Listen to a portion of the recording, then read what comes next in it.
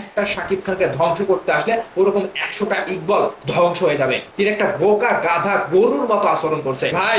25 বছর ধরে একটি গাছ বড় হয়েছে, সেই গাছের গোড়া, সেই গাছের শিকড় আপনি ঠুনকো মনে করলেন, সেই গাছকে আপনি উপড়ে ফেলে দেবেন? এটা 25 বছরের বট গাছ ভাই। রোশন আসছে অ্যাকশন নিয়ে, সাম্রাজ্য কিন্তু ধ্বংস করতে। তাদের বাপেরও ক্ষমতা নেই, ভাতে মরবি তোরা, পানিতে মরবি তোরা, তোর বাপটারই খাওয়াতে পারবি না তোরা। শাকিব খানের সাম্রাজ্য ধ্বংস করবে পরিচালক প্রযোজক ইকবাল তার রিভেঞ্জ সিনেমাটি নিয়ে। সেই সিনেমাটি নিয়ে তুফানের সঙ্গে লড়াই হবে। ব্রাদার্স, আজকের ভিডিওটা খুবই এক্সক্লুসিভ হতে চলেছে, ভিডিওটা বেশি বেশি শেয়ার করে ছড়িয়ে দেবেন। প্রথমে আসি প্রযোজক পরিচালক ইকবালের কাছে। তিনি শাকিব খানকে নিয়ে বলছেন এই তুফান কিছুই না, এই তুফান শুধুমাত্র বাতাস, এই বাতাস আসবে যাবে, সবকিছু থেমে যাবে। তাহলে শাকিব খানের তুফান সিনেমাটি যদি বাতাস হয়, সেই বাতাসে আপনাদের মাথা নষ্ট হলো কেন ভাই?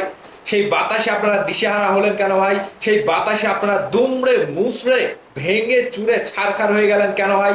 পরিচালক প্রযোজক ইকবাল এখন কয়েকজনকে সাথে নিয়ে গলাবাজি করছে, তুফান সিনেমাটি এটা না ওটা না, বাতাস উড়ে যাবে, সেটা হবে।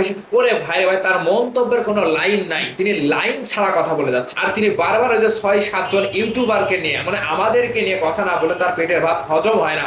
তিনি বলছেন আমাদের বাবারও ক্ষমতা নাই ইকবালকে নিয়ে কথা না বলে আমরা ইউটিউবিং করি। এমনকি আমরা নাকি ইকবালকে নিয়ে কথা না বললে মানে আমরা ভাতে মারা যাব, পানিতে মারা যাব। ওরে ভাই রে ভাই, পরিচালক প্রযোজক ইকবালকে আমি স্যালুট জানাই ভাই, যে আপনি আমাদেরকে নিয়ে প্রত্যেকটা জায়গাতে ইন্টারভিউ দিচ্ছেন এবং আমাদের কয়েকজনকে নিয়ে আপনি কথা বলছেন। ভাই, আমাদের কথাগুলো না নিয়ে আপনি যদি কথা বলেন, আপনার দুই পয়সারও মূল্য নাই, এটা আমি এখন বুঝতে পারলাম। তো এবার চলে আসুন শাকিব খানের কাছে। শাকিব খানের সাম্রাজ্যকে ধ্বংস করবে, শাকিব খানের এই তুফানকে ধ্বংস করে দেবে পরিচালক প্রযোজক ইকবালের রিভেঞ্জ সিনেমাটি। ভাই, 25 বছর ধরে একটি গাছ বড় হয়েছে, সেই গাছের গোড়া, সেই গাছের শিকড় আপনি ঠুনকো মনে করলেন, সেই গাছকে আপনি উপড়ে ফেলে দেবেন? এটা 25 বছরের বট গাছ ভাই। আর বট গাছকে উপড়ে ফেলতে আসলে আপনার কি অবস্থা হবে সেটা আপনি ভালো করে জানেন।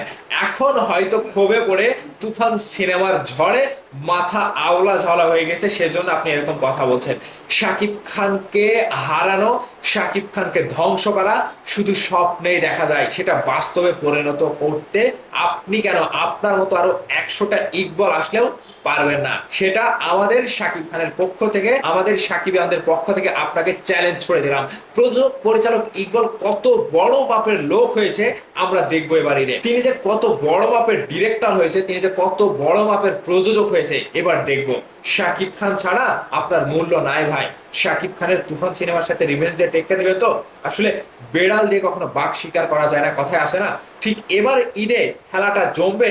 প্রযোজক পরিচালক ইকবালের এত বড় গলাবাজি, তিনি কিভাবে এত বড় গলাবাজি করতে পারে? আর কিছু চামচাকে নিয়ে তিনি যে প্রেস মিটিং করছেন, কনফারেন্স করছেন, সেখানে তো কোনো কিছু ঠিক নাই, কোনো কিচ্ছু ঠিক নাই।